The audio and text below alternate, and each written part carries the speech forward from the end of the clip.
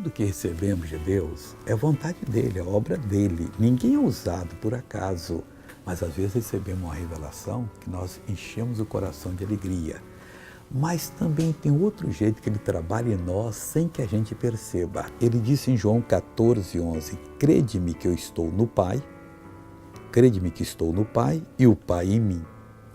Crede-me, ao menos por causa das mesmas obras. Irmãozinho, as obras que Jesus Cristo fazia, ele viu o Pai fazer antes. As obras que eu tenho que fazer, eu tenho que ver o Senhor fazendo antes. A palavra tem que falar comigo. Quando ela fala algo, eu posso ter certeza, eu entendi, foi uma revelação que Deus está fazendo aquilo. Então não tem que ter dúvida, pode ser a coisa mais impossível, não vai acontecer, porque o Pai falou comigo, eu tenho essa direção e em nome de Jesus está desfeito todo o mal.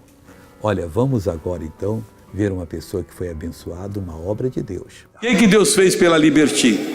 Eu tenho artrose há 10 anos, eu vim de bengala. Cadê a sua bengala? Hoje de manhã não podia nem erguer o braço. Cadê a sua bengala? Tá lá com a minha filha. Cadê a filha dela aqui? Cadê a bengala dela? Liberty, me diga o seguinte, quanto tempo você usa a bengala? Já tá com uns 3 anos. Como é que você estava andando com ela? Era assim, eu custei chegar aqui hoje. Custou? Sem ela você não andava? Minha filha me trouxe de carro, porque senão eu não chegava. E sem ela não andava? Não. Então vamos fazer o seguinte, olha pessoal, a Liberty agora está na liberdade, segura aqui. Liberty, anda em nome de Jesus.